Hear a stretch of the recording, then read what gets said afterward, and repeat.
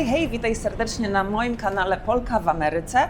Zabieram Was dzisiaj na spacer tutaj na Upper West Side w okolicach Muzeum Historii Naturalnej i pokażę Wam tą okolicę, bo jest to jedna z moich ulubionych okolic. Jakbym miała wszelkie możliwości finansowe, to tu bym zamieszkała.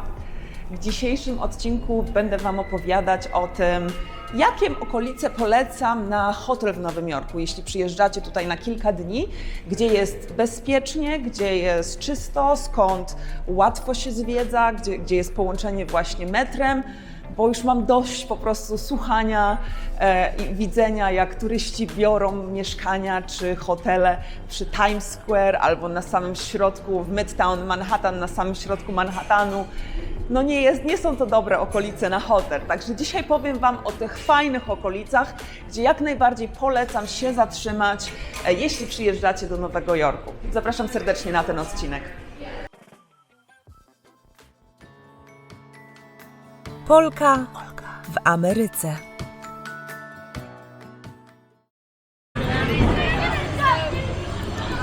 W tej okolicy jest zawsze pełno ludzi, bo tutaj zaraz jest Muzeum Historii Naturalnej. To tu jest pełno turystów, ale też wiadomo szkół, jakichś wycieczek, nie tylko sami turyści. I wezmę Was tutaj w boczne uliczki, zobaczymy, gdzie jeszcze zostały jakieś ozdoby halloweenowe. Tu Was też zabrałam na spacer halloweenowy w odcinku. Pokazywałam, jakie tutaj są ozdoby, także jak nie widzieliście tego odcinka, to zapraszam. Wpadajcie i sobie zobaczcie, bo przepięknie się miasto zmienia na jesień, na Halloween. Przepiękne są tutaj naprawdę te ozdoby. Pokażę Wam trochę front tutaj, jak tutaj to życie wygląda. Tutaj na przykład pan otwiera drzwi do tego luksusowego tutaj wejścia do domu. Pan stoi, czeka i się na mnie patrzy, bo nie wie, co ja chcę tu zrobić. Także tak właśnie są tak jakby osoby, które otwierają Tobie drzwi, jak idziesz do swojego bogatego mieszkania, a to dlatego, że jesteśmy w mega bogatej okolicy. Dużo teraz tutaj się remontuje, jak widać zresztą, co chwilę jakieś są tutaj zabudowy. I to jest, słuchajcie, naprawdę jedna z lepszych okolic, w której można zamieszkać. Dlaczego? Dlatego, że przede wszystkim jest jedną z najbezpieczniejszych okolic w ogóle w Nowym Jorku. Jest to jedna po prostu z droższych okolic na Manhattanie. Piękne są budyneczki, zobaczcie, na takie spacerki można sobie chodzić. Jest świetnie to miejsce połączone z resztą Manhattanu. Można sobie stąd zwiedzać, można jeździć, nie ma problemu. Macie kilka tutaj pociągów, jest A, jest B, jest C, D, 1. Także jest pełno, dzieje się sporo tutaj w tej okolicy. Tutaj mamy na przykład synagogę. Też jest fajnie, że właśnie te kościółki, synagogi są wkomponowane w resztę budynków. Tam już są budynki mieszkalne, a tutaj na przykład właśnie synagoga. Tak wygląda. I tam dalej domki mieszkalne. I tu jest też właśnie sporo hoteli, także ja bym tą okolicę bardzo polecała. Nie wiem, czy nie moja ulubiona okolica w ogóle na całym Manhattanie, Upper West Side właśnie. Tutaj na przykład macie flagi Ukrainy. Też bardzo Amerykanie wspierają Ukrainę. Nie o tym dzisiejszy odcinek, ale pomyślałam, że chociaż Wam pokażę. No i jeszcze te pozostałości właśnie po Halloween. Już na moich Insta Stories. Jak nie jesteście na moim Instagramie, to zapraszam. Ale już pokazywałam właśnie wiele razy ten dom. Na górze Trump z buteleczką, płaczące dziecko. Tutaj szczury, jakieś śmieci. Taką mieli fantazję osoby mieszkające w tym domu. No a o reszcie dzielnic to już przerzucę się może na siebie, żeby Wam opowiadać i w tle po prostu będziecie widzieli tą piękną okolicę. Jak coś jeszcze będzie ciekawego, to się odwrócimy z powrotem. Kolejna taka dzielnica oprócz tego, gdzie jesteśmy teraz, czyli Upper East Side, to jest Upper West Side, to jest Upper East Side, po drugiej stronie. Tam to wygląda trochę bardziej na bogato, w sensie tam bardziej jednak są te wyższe budynki, jest mniej tak kameralnie. mniej knajpek, chyba że się pójdzie faktycznie tak na wysokości ulicy 85, 95. Wtedy już jest tak bardziej kameralnie. Mniejsze są te budynki, jest więcej knajpek, bo tak wzdłuż praktycznie Central Parku, co wciąż nazywają Upper East Side, ale tak trochę niżej, to też są też takie okolice, które są takie no bardziej właśnie korporacyjne, duży jest natłok samochodów, ceny też są wysokie, nie ma specjalnie jakichś takich knajpek ani sklepów, więc troszkę wyżej, powyżej 80, 85, tam już jest fajnie. Kolejna taka okolica, która jest bardzo bezpieczna, jeśli chodzi o hotel, gdzie świetnie też się podróżuje i przemieszcza i też jest tak naprawdę poniekąd w centrum, bo do wielu miejsc można dojść pieszo, do wielu atrakcji. Tutaj jeszcze Wam pokażę. Zaraz Wam powiem o tej mojej kolejnej dzielnicy, ale jeszcze chciałam Wam pokazać, jakie fajne są ogródki teraz piwne do posiedzenia przy restauracjach. I to wszystko jest wytwór covidowy.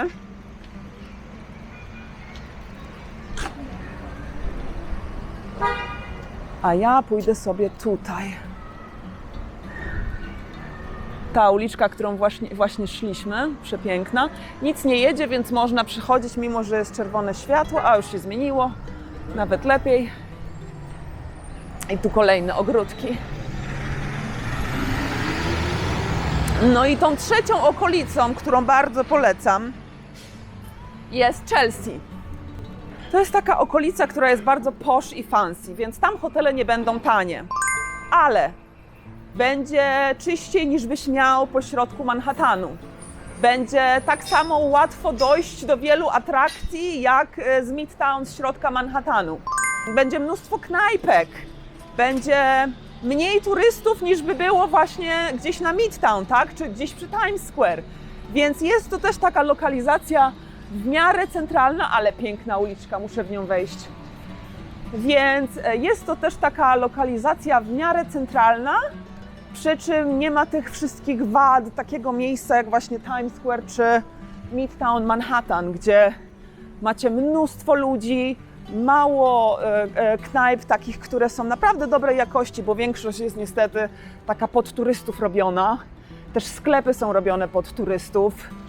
Także w Chelsea zdecydowanie bardziej polecam Chelsea. Jak stać Was na hotele w Chelsea i macie wybór na przykład między Times Square albo między Penn Station okolice, albo między okolicami Grand Central, Port Authority jest w ogóle najgorsze, to wybierzcie zawsze Chelsea. Tu jeszcze mamy właśnie pozostałości po Halloween.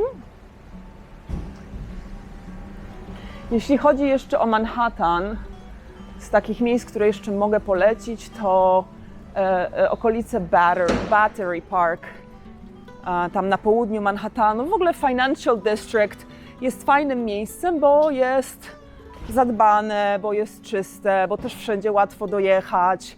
No i jest też takie nowojorskie i zdecydowanie, wiecie, jak chcecie być naprawdę blisko, to nie musicie być na Times Square. Jak chcecie być naprawdę blisko, to właśnie takie miejsca jak Wall Street, czy takie miejsca jak Chelsea. Mi się osobiście bardziej Chelsea podoba, bo Wall Street też jest takie korporacyjne i ten Battery Park, okolice też mogą być właśnie takie bardziej korporacyjne, więc no jednak nie przepadam po prostu. Ale wciąż uważam, że jest to okolica bezpieczna, czysta, gdzie warto jakby zamieszkać, jeśli chodzi o hotel, bo po prostu jest bezpiecznie. A jeszcze tutaj Wam pokażę, jak już Wam pokazałam synagogę, kościół katolicki. Już mają jakąś tutaj flagę. Powiedzcie mi, czego to jest flaga, bo ja nie wiem. Chciałam pokazać, że tutaj się kościół łączy normalnie z innym budynkiem. Po tamtej stronie również. Także po prostu te kościółki są wbudowane totalnie w nasze domy, już w to, co istnieje, wbudowują jeszcze kościół. Albo dobudowują budynek zaraz obok kościołu. Niesamowite to jest. Bardzo ciekawe. O, kolejne dekoracje Halloween.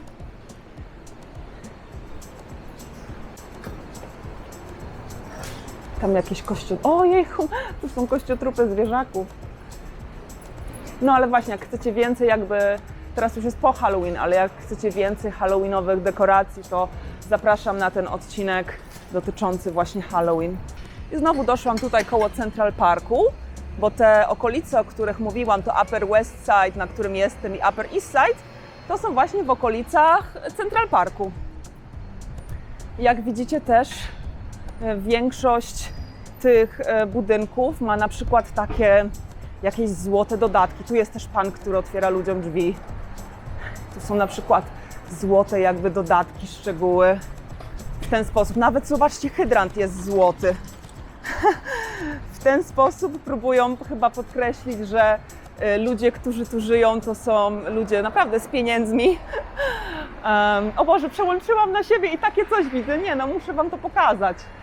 Przepraszam, może ci, którzy chcieli same informacje mieć w tym odcinku, dostajecie też widoczki Nowego Jorku. No patrzcie na te wszystkie szczegóły, jak to jest zbudowane, jak to się w ogóle pięknie komponuje ze sobą. Coś pięknego. Dobra, następne okolice. Teraz Wam powiem o okolicach spoza Manhattanu, bo Nowy Jork Manhattanem nie żyje. Jeśli faktycznie uważacie, że hotel na Manhattanie za dużo kosztuje, to zawsze możecie pojechać w inne miejsca, na Brooklyn, możecie na Queens pojechać.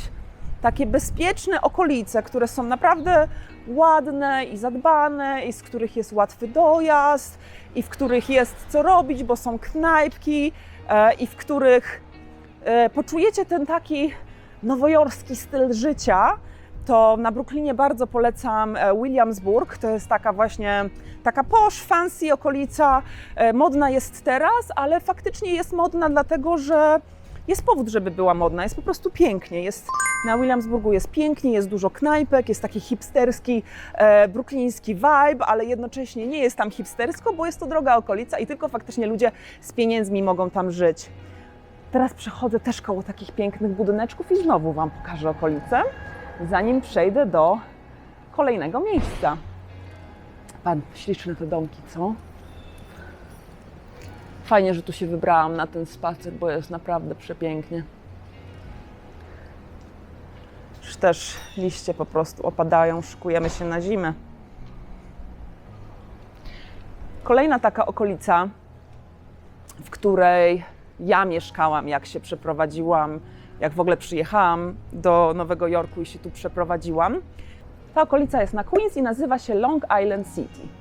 No i w Long Island City jest też bardzo nowocześnie, jest to dosyć świeża okolica. Wcześniej były tam same magazyny i fabryki, a teraz faktycznie są tam nowoczesne wieżowce. No i też powstało dużo właśnie hoteli. Taki skrawek terenu przy wodzie na Queens, czyli widać stamtąd ślicznie Manhattan. Możesz przez rzekę, dzieli cię tylko rzeka.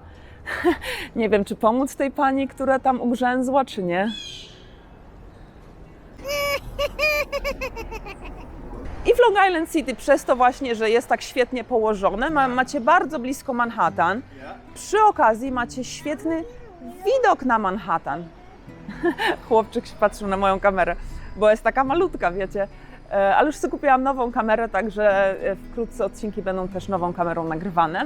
Chociaż ta jest super fajna, bo jest taka leciutka, mogę wszystko z nią tutaj robić, followuje mnie. I wracając, w tym Long Island City, jak ja mieszkałam w takim nowoczesnym, wysokim wieżowcu z tarasem widokowym na dachu, z którego było widać cały Manhattan. Witajcie w Nowym Jorku, taki jest widok. No dobra, troszeczkę lepszy dach niż u mnie, muszę powiedzieć. To zobaczysz tam później, Dzięki, tak? do zobaczenia. No tak, Tak, dzięki.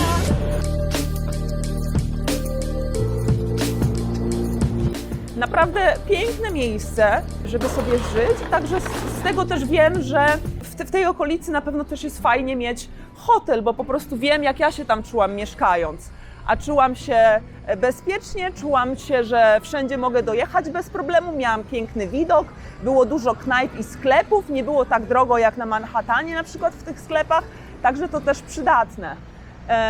I z tym, że właśnie z tymi Chińczykami, to taka ciekawostka, bo ja na przykład tego nie wiedziałam, dopiero się dowiedziałam, że u nas strasznie dużo było Chińczyków u nas w wieżowcu i oni byli wszyscy bardzo młodzi.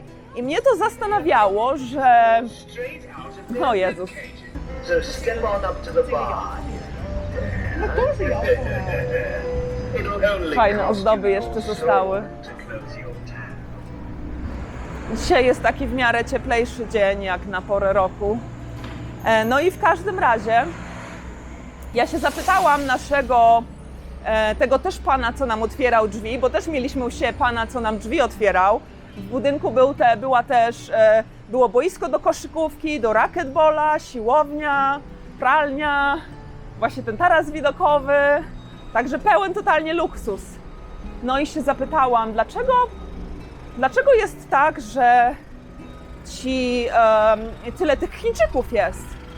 I ten pan otwierający drzwi mi powiedział, że wyobraźcie sobie, że ponoć uniwersytety chińskie płacą swoim najlepszym studentom za szkołę i za mieszkanie w USA. Nie miałam o tym zielonego pojęcia. Ponoć właśnie ten budynek miał kontrakt z jednym z uniwersytetów, który właśnie wysyła swoich najlepszych studentów, którzy chcą za granicę, w tym do Nowego Jorku, właśnie do mojego budynku. Także to było mega, mega ciekawe, żeby się o tym dowiedzieć. Nie wiem, co o tym myśleć, no ale to każdy sobie już może zinterpretować na własny sposób. A ja zgodnie ze swoją tradycją idę na kawę do Starbucksa, czyli tutejszego, na każdym rogu Starbucks, tutaj dosłownie na rogu. Wezmę sobie teraz kawkę. Nazywają to fast foodem kawowym, no ale co ja na to poradzę, że mi te kawy smakują, słuchajcie. Są drogie, ale za każdym razem kawa jest zrobiona w ten sam sposób, tak jak lubię. Mam już swoją kawkę! Dobra. Pycha. Kolejna okolica, którą ja personalnie, osobiście bardzo lubię, nazywa się Park Slope na Brooklynie. I tam są takie piękne, małe właśnie budyneczki tego typu, co tu Wam pokazuję. To się nazywa Brownstone. To są bardzo, bardzo stare budynki mieszkalne Nowojorczyków. I powiem Wam, że ma bardzo fajny klimat ta okolica. Park Slope ma super klimat. I jeszcze z kolei najbezpieczniejszych okolic, która jest też podobna do Park Slope, ale jest o wiele bardziej bezpieczna, to jest Brooklyn Heights. I powiem Wam, że te obie okolice łatwo, trzeba dojechać tam powiedzmy, nie wiem, 20 minut, pół godziny maksymalnie do Manhattanu, ale jesteście w bardzo przyjemnym środowisku, bezpiecznym. Macie dużo właśnie takich tańszych sklepów niż na samym Manhattanie, dużo knajpek. Wiecie, to jest też kwestia tego, co jest Waszym priorytetem, bo nie sądzę, żeby Waszym priorytetem było zamieszkanie jak najbliżej, tylko po to, żeby codziennie rano wychodząc ze swojego hotelu potykać się o osobę bezdomną, albo o śmieci, albo o czyjeś wymiociny, albo o worki ze śmieciami właśnie, albo takie śmieci leżące luzem na ulicy, setki turystów, co chwilę klaksony samochodów, a tak jest tam, gdzie większość z Was, ja teraz oprowadzam ludzi, tak, to odbieram Was z hoteli, większość z Was bierze hotele na Midtown Manhattan. Po co? Nie! Postaram się przemówić tutaj do rozsądku. Jeśli chociaż jedna osoba po obejrzeniu tego odcinka nie zarezerwuje hotelu na Times Square, to będzie super. Pomogę chociaż tej jednej osobie. Pokoje też musicie pamiętać w Nowym Jorku są trochę klaustrofobiczne. To są małe pokoje, to mi się kojarzy trochę z Paryżem. W Paryżu też tak miałam strasznie mały pokój, że po prostu jest mało tego miejsca w hotelach. Do tego śniadania są obrzydliwe. Nie bierzcie śniadań hotelowych, bo dadzą Wam wszystko zapakowane w plastik. Żadnych warzyw, owoców świeżych. Nie. Będziecie sobie robić na przykład naleśniki sami. Będzie jajecznica, która była po prostu z proszku i wszystko będzie słodkie i wszystko będzie popakowane w plastik. Nic nie będzie świeże. No i ostatnią okolicą, jaką tutaj wymienię, jest okolica, która jest, dlatego ją wybrałam, że jest na pierwszym miejscu z najbezpieczniejszych okolic w Nowym Jorku. Wielu z Was zależy na bezpieczeństwie. Tutaj się odwrócę, bo ładniejszy widok. Wielu z Was zależy na bezpieczeństwie, więc warto wziąć pod uwagę i tą lokalizację. Jest to mała wysepka między Manhattanem a Queens, nazywa się Roosevelt Island i na tej wysepce właśnie jest najniższa przestępczość w ogóle w całym Nowym Jorku, a oprócz tego jest taka piękna kolejka, która jedzie nad mostem i dojeżdża na Manhattan, także w ten sposób na przykład moglibyście dojeżdżać na zwiedzanie Manhattanu tą kolejką nad mostem, co zresztą tutaj Wam pokazuję, jak o tym mówię. Także to też tam są właśnie sklepy, są w dobrych cenach. Jedyny problem jest taki, że jest jedno metro F i do tego są autobusy i do tego jest właśnie ta kolejka. Także trzeba używać, jakby nie jest aż tak łatwo się przemieszczać stamtąd. Macie te jakby ograniczeni jesteście tym jednym metrem. Jak jest weekend, na przykład sobota, niedziela, to niestety w weekendy metro różnie nam jeździ, czasami całkowicie zmieniają trasy. Więc to też trzeba przemyśleć, natomiast jest to jedno z tych takich miejsc, że jak już szukacie tego noclegu w Nowym Jorku, to na pewno bym sprawdziła ceny i warunki w tych hotelach tam. No dobra, to by było na tyle w dzisiejszym odcinku. Piję moją kawkę, a 4 policjantów się na mnie patrzy na przykład tam. Także teraz ich będę pokazywać. I tym pozytywnym aspektem panów policjantów, tak bardzo się patrzących i uśmiechających, zakończę ten odcinek. Dzięki wielkie za spędzenie ze mną czasu. Przeszukajcie proszę te okolice, o których Wam mówię, jak będziecie szukać swojego noclegu w Nowym Jorku. Przyjeżdżajcie bez stresu, będzie na pewno to dla Was wyjazd życia. W jedną albo drugą stronę zobaczycie, czy jednak ta Ameryka się Wam podoba, czy nie. Ale na pewno Wam odpowie taki wyjazd właśnie na te pytania. Jeśli chcecie być bezpieczni i chcecie fajnie się przemieszczać i nie mieć jakichś nieprzyjemnych sytuacji w momencie wyjścia na przykład z hotelu, to słuchajcie mojej rady i przyjrzyjcie właśnie te okolice, o których mówiłam. No nic. Pyszna kawka. Kto posłucha, ten posłucha. Do zobaczenia w kolejnym odcinku na kanale Polka w Ameryce. Na razie, hej!